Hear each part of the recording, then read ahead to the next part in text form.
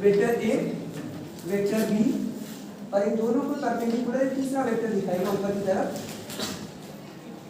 इसे हम लिखेंगे vector a cross vector b. Vector product को क्रॉस प्रोडक्ट भी कहते हैं। इस डायरेक्शन में यूनिट वेक्टर जो लिखा जाएगा उसे लिखेगा एन कैप, ठीक है। Vector a cross vector b की डायरेक्शन ऊपर की तरफ दिखाई गई है। वेक्टर ए और वेक्टर बी एक प्लेन में लाई करेंगे, यानी एक तल में स्थित होंगे। यहाँ पर इनका रेक्टेंगल पूरा कर लीजिए, सॉरी पैरेललोग्राम। जैसा वेक्टर ए और वेक्टर बी, इनके बीच में काउंटर क्लॉकवाइज या एंटी क्लॉकवाइज, जिसे आप हिंदी में कहते हैं वामावर्त, काउंटर क्लॉकवाइज डायरेक्शन में जो एंगल बन रहा है वो थीटा है। तो वेक्टर ए और वेक्टर बी का गुणनफल, वेक्टर ए और वेक्टर बी यानी दो सदिशों का गुणनफल अगर एक सदिश राशि के बराबर हो तो दो सदिशों का ऐसा गुणन सदिश गुणन कहलाएगा, ठीक है। यानी जो इनका रिजल्ट आएगा वो एक वेक्टर क्वांटिटी होगी। डिफाइन कैसे करेंगे? अगर वेक्टर ए और वेक्टर बी दो वेक्टर्स हैं जो एक ही प्लेन में लाई करते हैं, इनके बीच में वेक्टर ए से वेक्टर बी की ओर एंटी क्लॉकवाइज या वामावर्त दिशा में बना दिया कोण थीटा है, तो इनका जो वेक्टर प्रोडक्ट होगा या सदिश गुणन होगा वो लिखा जाएगा vector a cross vector b. और इस सदिश का जो दिशा है वो इन दोनों सदिशों में इन दो सदिशों से होकर गुजरने वाले तल के लंबवत होगा। इसी तरह इसे ऊपर की तरफ दिखा है। तो अगर वेक्टर ए और वेक्टर बी फ्लैट सरफेस में नीचे लाई करते हैं तो जो vector a cross vector b होगा वो ऊपर की तरफ दिखाया जाएगा। या फिर आप लंब कोण जो आपने अक्षों के बारे में पढ़ा है एक्स वाई जेड, तो एक्स एक्सिस के अलॉन्ग अगर हमारा इस तरह से वेक्टर ए है, वाई एक्सिस के अलॉन्ग आपका वेक्टर बी है, तो ए क्रॉस बी ऊपर की तरफ जेड एक्सिस के अलॉन्ग दिखाया जाएगा, ठीक है। एक्स वाई एक्स दोनों एक तल में होंगे, एक्स वाई प्लेन कहते हैं इसे, और जो जेड एक्सिस उसके ठीक परपेंडिकुलर होता है। तो इसका जो परिमाण होगा वो हम इस तरह से दिखाएंगे। Vector a cross vector b दो सदिशों का सदिश गुणन एक सदिश होता है। परिमाण लिखा जाएगा modulus of vector a multiplied by modulus of vector b, तथा दोनों के बीच में जो वामावर्त दिशा में कोण बना है उस कोण का ज्या यानी कि साइन थीटा। ये सिर्फ परिमाण बताएगा, लेकिन ये तो सदिश है, साथ में एक यूनिट वेक्टर भी दिखाते हैं एन कैप, ठीक है। साथ में एक यूनिट वेक्टर दिखाते हैं एन कैप। ये एकांक सदिश आपको वेक्टर ए क्रॉस बी के दिशा के बारे में बताएगा, ठीक है। पहले डेफिनेशन लिखिए फिर डायग्राम बना लीजिए, या डायग्राम बना दी तो नीचे डेफिनेशन लिखिए। यदि दो सदिशों का गुणनफल, यदि दो सदिशों का गुणनफल एक सदिश राशि हो, यदि दो सदिशों का गुणनफल एक सदिश राशि हो तो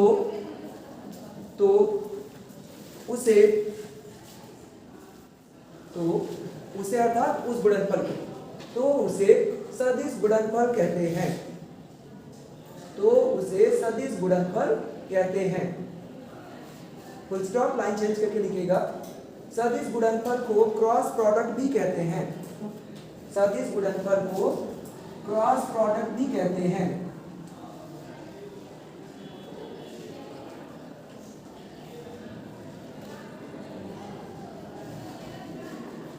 ये रहा, सदिश गुणनफल को क्रॉस प्रोडक्ट भी कहते हैं।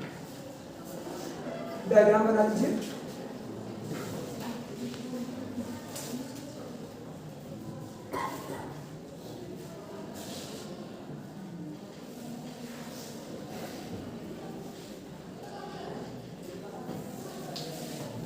वेक्टर ए और वेक्टर बी का तल प्लेन कंटेनिंग वेक्टर ए और वेक्टर बी। डायग्राम बना लिया आपने। इंग्लिश में आप इसे डिफाइन कर सकते थे,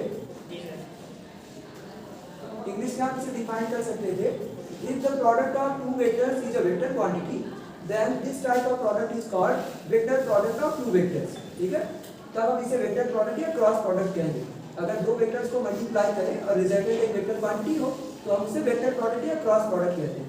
डायग्राम बनाने के बाद आप इसमें दूसरा वाला डेफिनेशन ए क्रॉस बी के बारे में बता सकते हैं। फॉर्मूला नोट हो गया? ठीक है।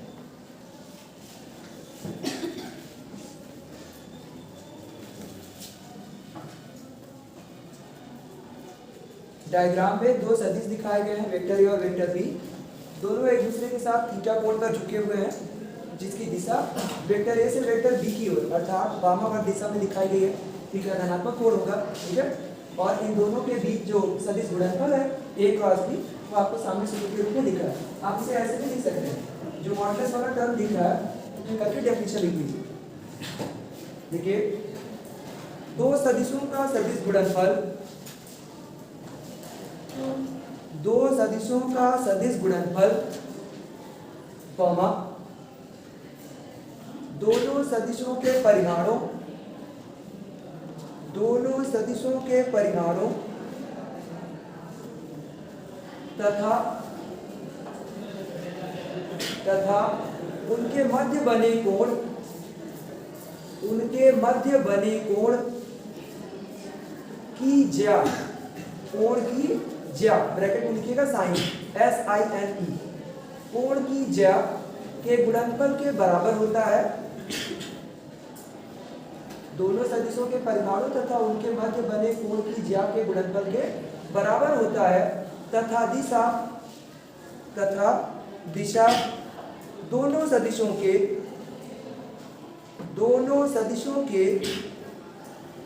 तल के लंबवत होती है, दोनों सदिशों के तल के लंबवत होती है। Full stop.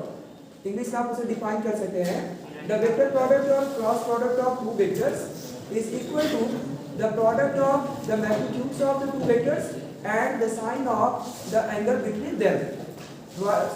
Whereas its direction is defined perpendicular to the plane containing both vectors. ठीक है? इंग्लिश में डिफाइन करेंगे the vector or cross product of two vectors is always equal to the product of magnitudes of two vectors and the sign of angle between them. While its direction is defined, इसकी direction cross product की, ठीक है? While its direction is defined to be in the direction perpendicular to the plane containing both vectors. ये English में आप कर सकते हैं। स्टेटमेंट लिखने के बाद नीचे एक उदाहरण बना दीजिएगा। उदाहरण में हम लिख रहे हैं वेक्टर F, वेक्टर R, दोनों के बीच में एंगल दिखाइएगा एंटी क्लॉकवाइज डायरेक्शन में थीटा और इसके ठीक परपेंडिकुलर डायरेक्शन में ऊपर की तरफ दिखाइएगा वेक्टर टाउ।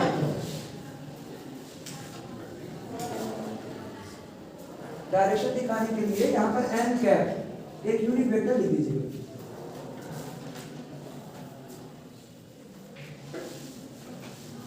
याद रखिएगा, इसके लिए भी लिखिएगा क्योंकि मैंने लिखा है छूट जाएगा। जहाँ इस वाले के लिए लिखना है, इस वाली लाइन के लिए, जहाँ n कैप एकांक सदिश है, यूनिट वेक्टर है, एकांक सदिश है, जिसकी दिशा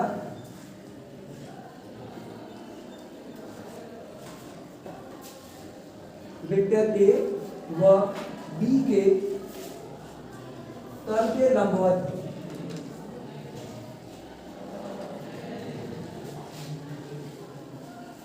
इंग्लिश में आप लिख सकते हैं where n cap is a unit vector which has a direction perpendicular to the plane containing vector A and vector B. इस बार वापस आइए अपने उदाहरण वाले में। यहाँ पर हमने लिखा है position vector, sorry displacement vector यानी विस्थापन सदिश। दूसरा इसका वेक्टर है बल सदिश। इनके बीच में वामावर्त दिशा में जो धनात्मक कोण है वो लिखा गया थीटा। विस्थापन और बल, डिस्प्लेसमेंट एंड फोर्स, इन दोनों के बीच में जो मल्टीप्लाई होगा ये परपेंडिकुलर डिस्टेंस कहलाता है, शॉर्टेज डिस्टेंस।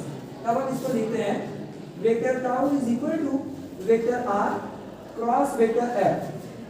ठीक है, vector tau is equal to vector R cross vector F। आप इसे ओपन करेंगे तो ऐसा लिखा जाएगा F R sin थीटा और साथ में लिखते हैं n कैप डायरेक्शन दिखाने के लिए। ये वेक्टर टाउ है कौन? बल आघूर्ण। बल आघूर्ण बराबर लिखते हैं ना बल गुणे दूरी। बल की क्रियाकारी रेखा से जो हमारा स्थिर बिंदु है अक्ष है जिसके परितः हमारा वस्तु या ऑब्जेक्ट घूमेगा, उस बिंदु से उसकी दूरी है, लंबवत दूरी है। ठीक है, क्या है? नहीं नहीं नहीं, आप कार वाले में चले गए। जब हम बल आघूर्ण पढ़ रहे थे तो हमको ऐसा बताया गया कि यहाँ पर एक ऑब्जेक्ट है, ये एक बिंदु पर पिवोटेड है, यानी यहाँ पर हमने कील लगा के इसको छोड़ करके रखा हुआ है ताकि इसके परितः गोल गोल घूम सके। तो अगर यहाँ पर आप कोई बल लगा रहे हैं, ये वेक्टर F की डायरेक्शन है, तो यहाँ से जो परपेंडिकुलर डिस्टेंस ली जाती है ये है वेक्टर R। ठीक है, वेक्टर R और वेक्टर F के लिए यहाँ से बताया जाता है। आगे बढ़े सर, यहाँ पर जब vector A cross vector B की दिशा है, इसे नोट में एक अलग जगह लिखा जाएगा। Vector A cross vector B की दिशा जो हमने क्लास 10 में विद्युत धारा का चुंबकीय प्रभाव, magnetic effect of electric current वाले चैप्टर में पढ़ा था। मैक्सवेल का दक्षिणावर्ती पेज का नियम, Maxwell's right hand thumb rule, ऐसे पढ़ा हुआ था, हिंदी अंग्रेजी वाले दोनों ऐसे था।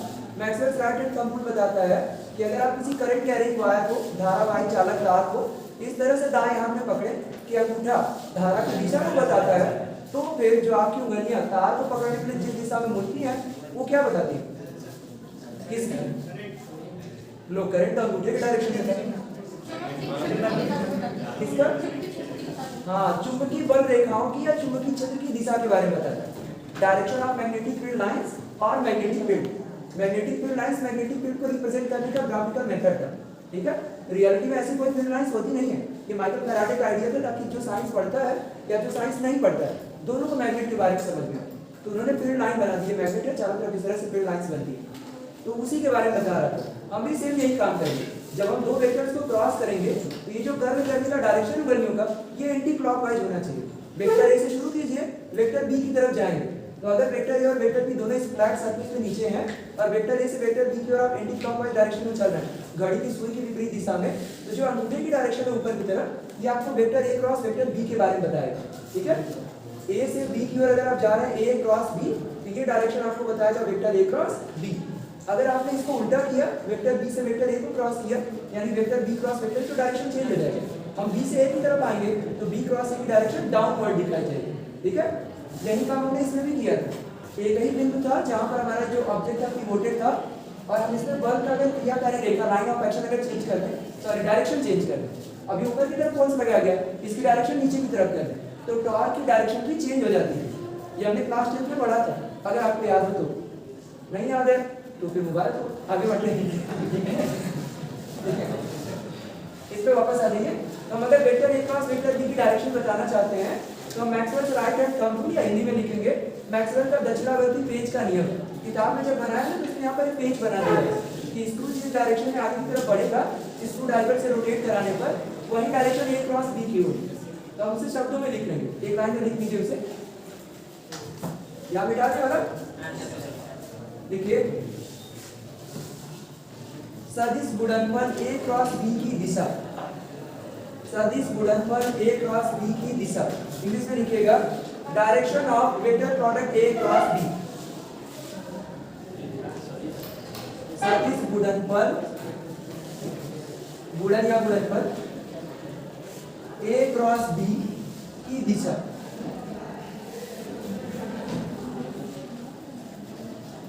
नीचे लिखिएगा मैक्सवेल का, या ये जाने, ये कुछ ज्यादा है क्योंकि मैथ्स उसमें चलता है इलेक्ट्रिसिटी वाला, बस ये लिखिएगा दाएं हाथ का नियम। हाँ याद रखिएगा, कहीं एग्जामिनर आपको वाइवा में पूछ लिया ना तो गड़बड़ हो जाएगा, फिर हाथ घुमाते ही रह जाएगा।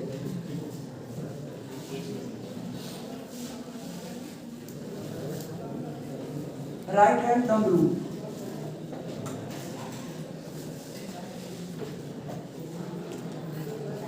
स्टेटमेंट लिखिए इसका,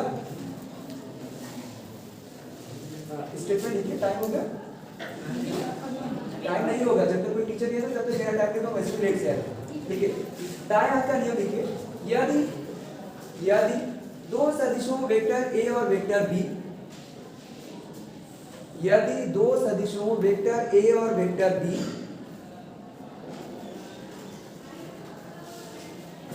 एक ही तल में स्थित हो,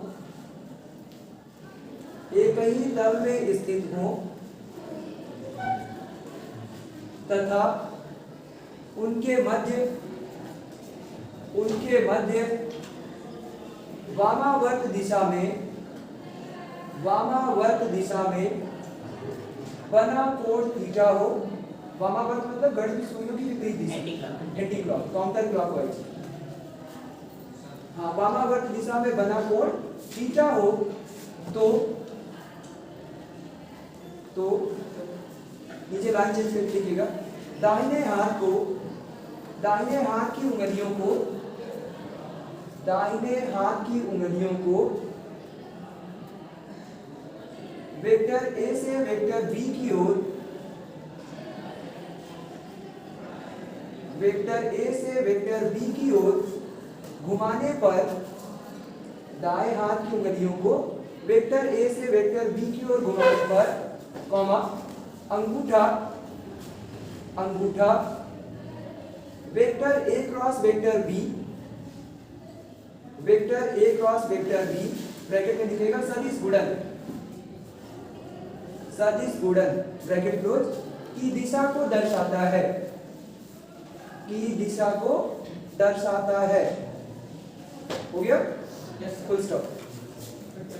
हाँ, स्टेटमेंट लिखने के बाद ये डायरेक्शन वाला पहले से दिखाया हुआ हम लोगों ने, ठीक है, डायरेक्शन हमने पहले से दिखाया हुआ है। और जो वेक्टर ए क्रॉस बी आपने जो बनाया हुआ जिससे थोड़ी देर पहले वाला, उसमें ऐसे आप दिखा सकते हैं कि हमने यहाँ पर वेक्टर ए और वेक्टर बी बनाए हैं। एक वेक्टर ए है, दूसरा वेक्टर बी है। यहाँ पे परपेंडिकुलर ऊपर की डायरेक्शन में लिखा हुआ था ए क्रॉस बी, ठीक है। तो अगर ये ए से बी इस डायरेक्शन में क्रॉस हो रहा है, यानी एंटी क्लॉकवाइज डायरेक्शन में, तो फिर ये डायरेक्शन अपवर्ड दिखाया जाएगा ए क्रॉस बी का।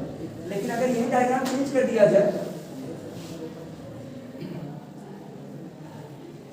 यहाँ पर अगर हम लिखे वेक्टर बी, इस वाले को लिखे वेक्टर ए, हम थोड़ा उल्टा दिखाना चाहते हैं, देखिए ऐसे, इसको ऐसे रिवर्स करिए, इस साइड वेक्टर है तो उसे ऐसे रहने दीजिए, और इस वाले को लिखिए वेक्टर बी। तो इस बार जो एंगल बनाइएगा थीटा ए से बी की ओर, ये हमने लिया हुआ है क्लॉकवाइज डायरेक्शन, दिख रहा है। इस वाले को हमने क्लॉकवाइज कर दिया। इस बार जो वेक्टर दिखाया जाएगा ए क्रॉस बी, डाउनवर्ड दिखाइएगा, vector a cross vector b. क्योंकि इस बार हमने क्या किया, वेक्टर इस तरफ यहाँ से शुरू हो रहा है और वेक्टर बी की डायरेक्शन में उंगलियों को घुमा रहा है, तो अंगूठा जो आपका है नीचे की तरफ रहेगा, इस पर ए क्रॉस बी नीचे की तरफ होगा। अगर आपने ए क्रॉस बी इस तरफ से किया होता, ए से बी की तरफ, तो अंगूठा अपवर्ड डायरेक्शन में होगा, तो ए क्रॉस बी भी ऊपर दिखाया जाता है, ठीक है।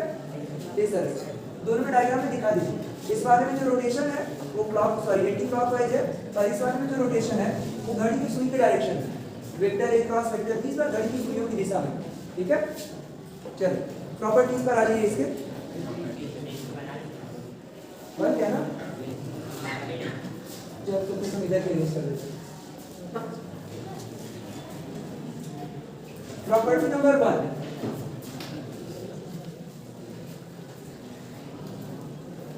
पहला प्रॉपर्टी नंबर 1, और वो आपको डायग्राम में दिख रहा है। हमने जो यहाँ पर बनाया है, एक इसमें जो हमने ड्रॉ किया है, ये वाला दिख रहा है। पहले वाले जो हमने ड्रॉ किया है ए क्रॉस बी लिखा गया, और इसकी डायरेक्शन है अपवर्ड। अगर आप इसे बी क्रॉस ए करते तो इसकी डायरेक्शन सब चेंज हो जाती है। अगर हम इसको बी क्रॉस ए करते हैं इस तरह से, यहाँ से बी से शुरू कीजिए, ए की तरफ आएंगे। अगर बी क्रॉस ए करें तो यही वाली डायरेक्शन नीचे की तरफ दिखाई जाएगी, ठीक है। ऐसे अगर हम यहाँ पर इस तरह से ड्रॉ करें, ये हमारा वेक्टर ए है, इधर वेक्टर बी, ये दिख रहा है ऐसे। इसी प्लेन को इधर सामने कर दें, क्योंकि रियलिटी में डायग्राम ऐसे बनना है, वो आप हिंदी वाला लिख नहीं सकता। तो यहाँ पर वेक्टर ए है, इधर वेक्टर बी है, और ए क्रॉस बी जो हम ले रहे हैं थीटा एंगल यहाँ पे बना रहा है, वो एंटी क्लॉकवाइज डायरेक्शन में, घड़ी की सुई की उल्टी दिशा में ऐसे, ठीक है। 3 से 12, 9, 6 इस तरह से उल्टा चल रहा है। तो जब आप ए क्रॉस बी फाइंड करेंगे, तो ए क्रॉस बी की दिशा इन दोनों के तल के, ये जो फ्लैट दिख रहा है इसके लंबवत ऊपर की ओर, इस तरह से ए क्रॉस बी ऊपर की तरफ होगा। लेकिन अगर आप बी क्रॉस ए फाइंड करते, थीटा उतना ही रहेगा, लेकिन अब वो क्लॉकवाइज डायरेक्शन में हो जाएगा ऐसे। बी से ए की तरफ आएंगे तो बी क्रॉस ए की डायरेक्शन डाउनवर्ड दिखाई देगी। तो ए क्रॉस बी और बी क्रॉस ए, उनके आपस में परिमाण बराबर होंगे, परिमाण दोनों के लिए एक ही लिखा जाएगा, ए बी साइन थीटा। लेकिन जो यूनिट वेक्टर है ऊपर की तरफ दिखा रहा है एन कैप, दूसरे वाले के लिए माइनस में आएगा, माइनस एन कैप, ठीक है, ऋणात्मक सदिश बन जाएगा। तो वेक्टर ए क्रॉस बी और वेक्टर बी क्रॉस ए कभी भी बराबर नहीं होते, मैग्नीट्यूड इक्वल है लेकिन डायरेक्शन अपोजिट है। प्रॉपर्टी नंबर 1, क्रम विनिमय नियम। प्रॉपर्टी नंबर 1, क्रम विनिमय नियम, इंग्लिश में लिखेंगे commutative law.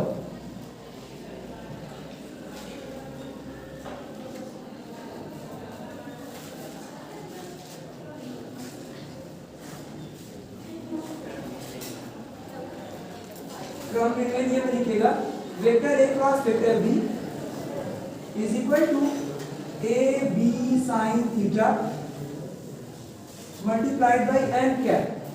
B cross a के बारे में लिखेगा b cross a is equal to b a sine theta, direction change हो जाती है, ब्रैकेट में लिखेगा minus n cap. Unit vector का परिमाण एक है तो एक ही रहेगा, वो नहीं बदलेगा, लेकिन डायरेक्शन पहले वाले के अपोजिट लिखना चाहिए। क्या नीचे लिखिएगा, hence vector a cross vector b is not equal to vector b cross vector a. यानी जो क्रॉस प्रोडक्ट है वो क्रम विनिमय नियम का पालन नहीं करता। ऑर्डर अगर आपने बदला तो आंसर भी बदल जाएगा। नेक्स्ट, ये वाला इरेज कर ले, ये पूरा हो गया।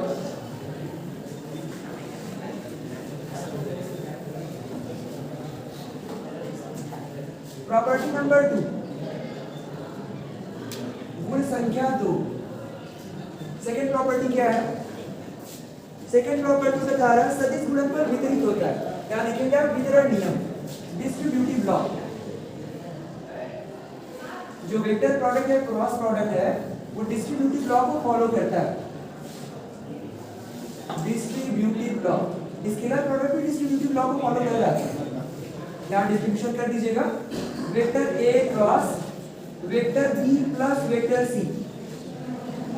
दो वेक्टर्स का सम लिखा हुआ है एडिशन, और बाहर जो ब्रैकेट के बाद लिखा है क्रॉस प्रोडक्ट एक वेक्टर का, क्योंकि दो सदिशों का योगफल एक सदिश होगा और इसलिए एक वेक्टर का एक परिणामी सदिश एक सदिश के साथ गुणनफल जो होगा वो भी एक सदिश आएगा।